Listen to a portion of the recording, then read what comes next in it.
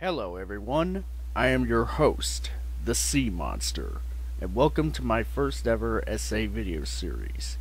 For this series I will be covering Godzilla, Mothra and King Ghidorah, Giant Monsters All Out Attack, also known by its abbreviation as GMK. To start things off, here's a little backstory that I'd like to indulge to you all about myself. That is, if you don't already know that I used to be known as G4784, G for Godzilla, on YouTube prior to becoming, well, Sea Monster Essays. Anyway, onto my backstory. I have been a fan of the Godzilla franchise ever since I was a young child. There was something about a giant nuclear fire-breathing dinosaur fighting other giant monsters that would always get me excited anytime one of the films in the franchise would either come on television or if I were to find one at places like Blockbuster Video. Sure, not every Godzilla film was a winner and would be somewhat disappointing, like Godzilla vs. Ghidorah and the 1998 Godzilla film by Roland Emmerich, but for every one of those movies there would be something like Godzilla Final Wars or Godzilla 2000, which would more than definitely scratch that itch that I would have to want to see some kaiju-sized mayhem.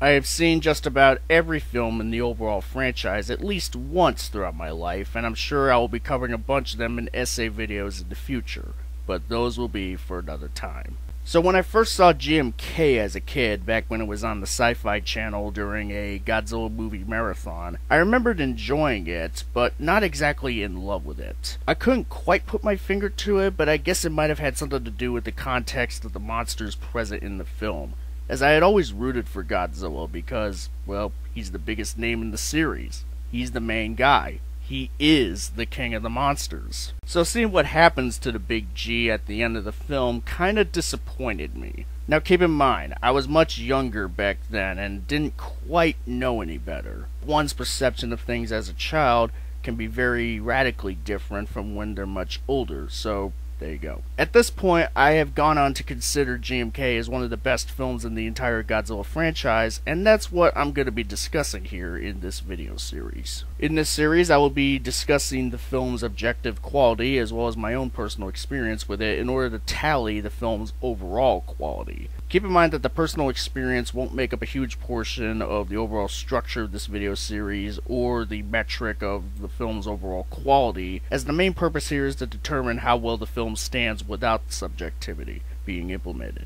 But it will be factored in as potential bonus points nonetheless, similar to how a student would be taking a test at school and added into the test are a handful of bonus questions that would add points to their grade if answered correctly. I've seen the film a decent amount of times over the years, so I'd like to say that I have a strong sense of what I'm about to cover. Following the meat and potatoes of this series, we will then come to a conclusion where the film's overall quality is finally assessed. I will be using stills from the film as opposed to footage, as well as images that are respective to any film that I will reference throughout this series, in order to avoid getting my content claimed, as the videos that I will make on this channel from here on out are under fair use. I probably don't need to bring this up, but I figured I should make this known just in case, since the following content on this channel, including my GMK videos, will fall into the category of reviews, analysis, critiques, etc. Now, with all that ground covered, let's begin.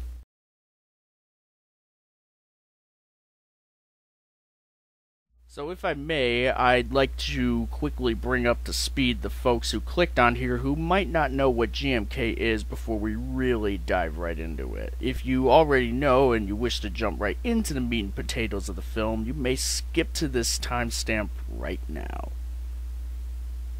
Godzilla, Mothra and King Ghidorah, Giant Monsters All Out Attack, directed and co-written by Shusuke Kaneko, came out in 2001 as the third entry in the Millennium era of Godzilla films, as well as the 26th film in the entire franchise. Now, while it is the third film in its respective era, it is not a sequel to either the two films that came before it, Godzilla 2000 and Godzilla vs. Ghidorah, nor were there any direct follow-ups to it afterwards. GMK is very much a standalone film, with the exception of the original Godzilla from 1954 being pre-established continuity, as well as a minor reference to the 1998 Godzilla that was mainly done to be a jab at it, considering how the Millennium Era's very existence was a result of Tokyo responding negatively towards the 1998 film.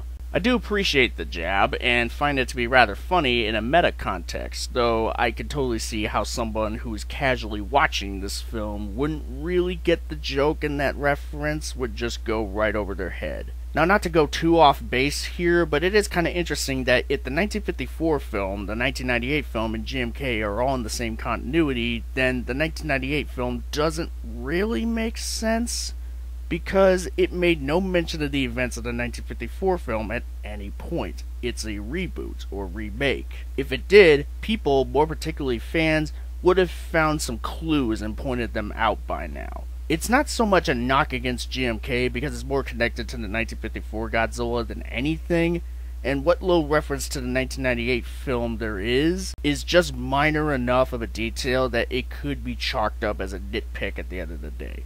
So, we're moving right along. The film does a pretty good job at establishing the post-1954 Godzilla world without it relying on anyone having seen the 1954 film or any other film in the series in order to understand what is happening. A movie like Star Wars The Force Awakens, while it could be chalked up as a soft reboot at best, is still a sequel that is reliant on those watching it to have seen the previous films in order to really understand what is happening in terms of its characters.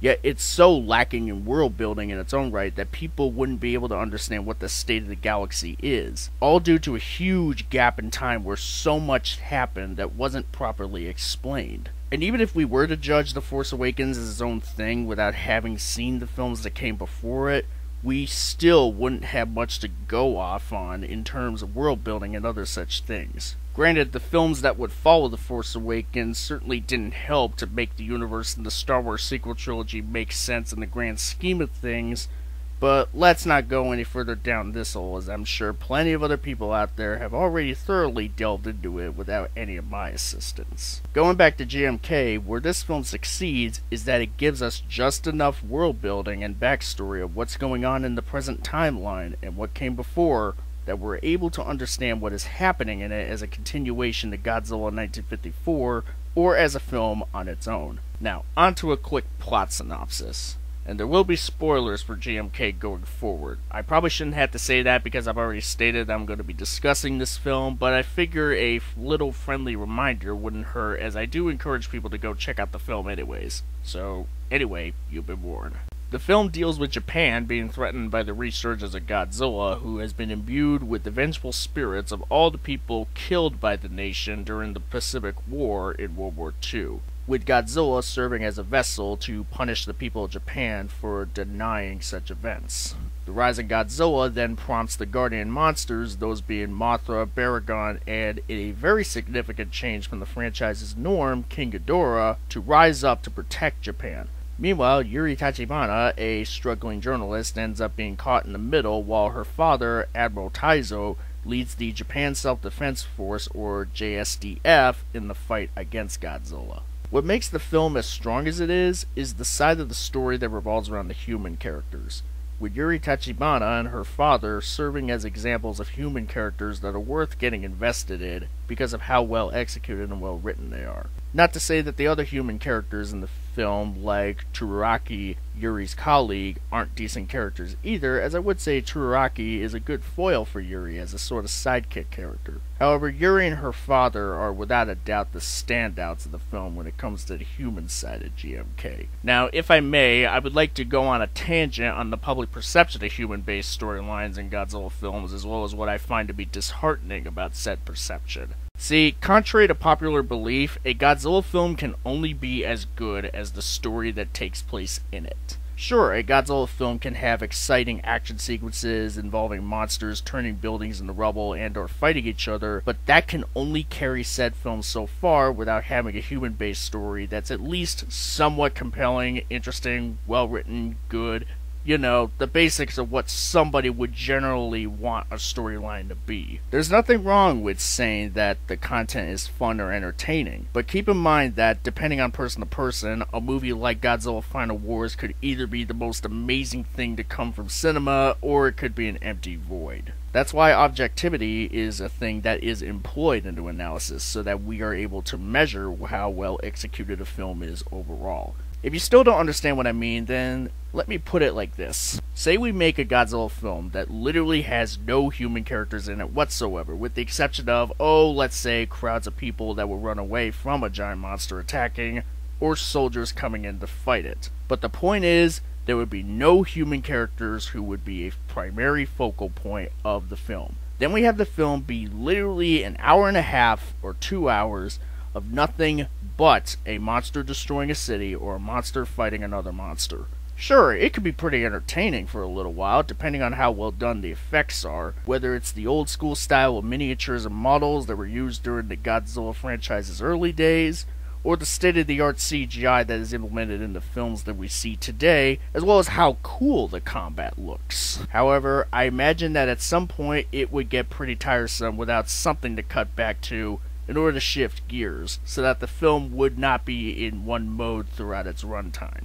A good, compelling human story that's a primary focal point enhances the kaiju-sized spectacle because our investment in the plot will have paid off, and it would allow for the grand spectacle of a big monster battle to become even more effective. Without a plot to follow, aside from monsters destroying cities or monsters fighting one another, there's no real payoff, which results in the spectacle lacking any sort of impact. To paraphrase Syndrome from The Incredibles, if every scene in a film is a grand spectacle, then no scene is. Certain folks out there like Joe Vargas from The Angry Joe Show believe that Godzilla fans, of which he is one, only come to a Godzilla film to see monsters fighting. This is the basis of some of his criticisms towards certain Godzilla movies, particularly the ones set in the MonsterVerse. Not to say that those people out there are wrong for wanting that, or having that be the main reason for even seeing a Godzilla movie or a monster movie. In fact, the main draw of a Godzilla film is the monsters, especially considering how the monsters do drive the plot. However, when I see something like Joe reacting to the trailer to Godzilla vs. Kong and getting frustrated that there are human characters present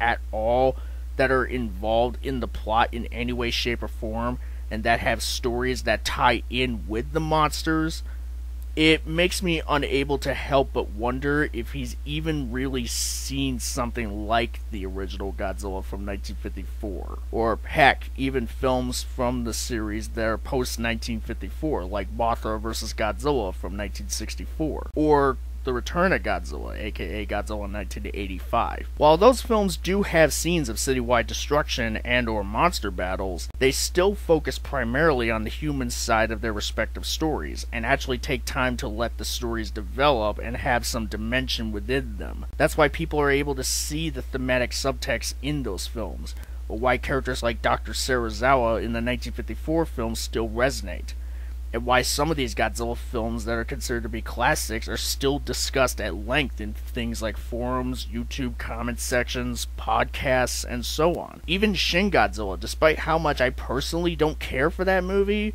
was trying to make a statement on Japan's politics and how incompetence in leadership resulted in the poor handling of certain disasters that occurred over there, most notably the earthquake and nuclear accident in March of 2011. The film just happened to use Godzilla as a metaphorical template to tell that story. Look, I'm not doing this to maliciously bag on Angry Joe here, as I do admire him as a content creator and do find some of his work to be mostly solid, particularly the videos he does for The Angry Joe Show. But it is kinda strange to me that someone who claims to be a big fan of the Godzilla franchise would have a viewpoint of what a Godzilla film should be that could potentially undermine what the series is really about, and affect how the public may perceive it. It's not to say that you can't enjoy a Godzilla film primarily for the spectacle. It is absolutely within reason to do that. In fact, take it from me, because I myself do that. Just don't tell me that spectacle is or should be the only thing that's to be found in a Godzilla film, because that's simply not true. Now, it's not to say that all of this is anything new, because it certainly isn't. In fact, even back during the Showa era Godzilla films from 1954 to 1975, which was where most of the classic and beloved films in the franchise originated, that perception persisted. However, the fact remains that Godzilla films, as well as giant monster films in general, have had more going on than just the visual flair of big creatures terrorizing cities. It was a fact back then, as it is today, and as it always will be in the years to come. Anyway, now that I got that off my chest, let's get back onto discussing GMK, particularly its characters. First, let's touch on the main character of the film for a bit, Yuri Tachibana. Yuri works for a low-budget TV company called Digital Q, which produces low-budget docudramas about urban legends who wants her work to amount to more than just cheap entertainment. It's not until the rise of Godzilla and the Guardian monsters and their ensuing conflict that she is given that opportunity. Yet over the course of the film, she grows to decide to do it not out of fame or monetary reasons, but rather for posterity, so that future generations would know of and understand the struggles that allowed them to live on,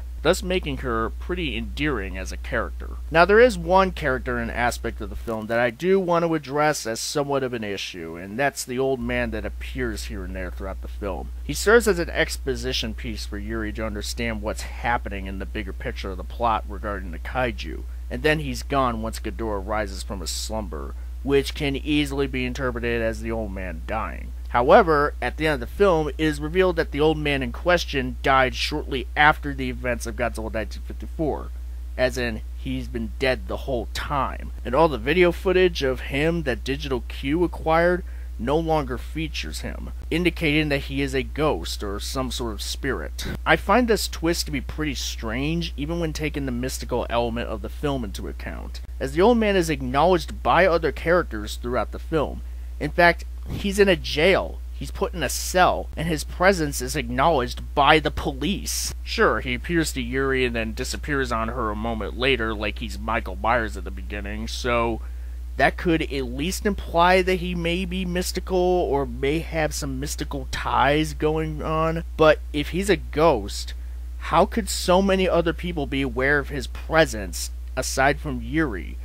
And how is Yuri's camera able to capture him? If Yuri was the only one who could see and communicate with the old man for whatever reason, and he didn't show up in the footage anyway, and if she was able to get the explanation about the reason for Godzilla's return from him in a different way or in a different setting as opposed to a jail cell, then at least the logic behind the mystical element regarding the old man would be more clear. As it is, however, it comes off as a bit confusing for the sake of having a twist at the end of the old man being a ghost the whole time. So, yeah, I kind of wanted to throw that out there. Anyway, now on to what I would call the best character of GMK, Taizo Tachibana. Yuri's father, Taizo, is a strong character whose past was plagued by the loss of his parents to the Godzilla in 1954, which gives him a personal investment in trying to quell the Godzilla of the present. He also represents the generation of those who remember the past and wish for the generations of today and beyond to do the same. The people in Japan in the movie have forgotten about the atrocities committed by their nation, as well as have forgotten or in denial of the events of Godzilla in 1954,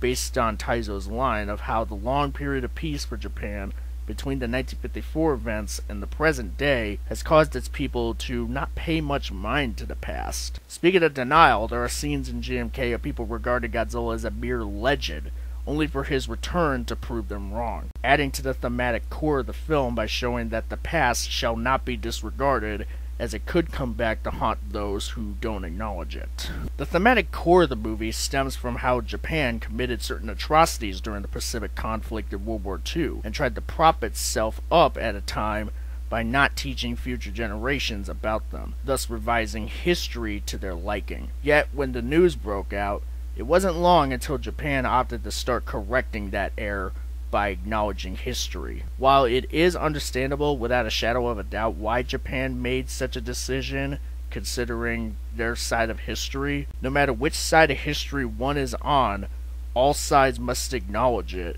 and the facts that exist if they are to learn from them. And that message resides in GMK. Plus Taizo's bravery and willingness to lay down his life to slay Godzilla by any means necessary in order to save future generations from utter destruction really does show just how empowering he is as a character, not just to Yuri, but also to the audience. Yuri Tachibana and her father are simple characters, yet they're very effective in execution. They make decisions that make sense for who they are. especially in Taizo's case. Yuri makes the decisions that she does at the risk of her own life for posterity, for future generations to understand the struggles that persist, and Taizo makes the decisions that he does at the risk of his own life in order to combat against the very thing that threatens future generations, so that those future generations would not be punished for the sins of the past. So that pretty much covers the story and characters, and that just about wraps up the first part of this series. For the next part, I will be covering the more visual side of the film, as well as the kaiju. That will be coming very soon, so keep an eye out for that. But until then, thank you for watching, and I will see you all later.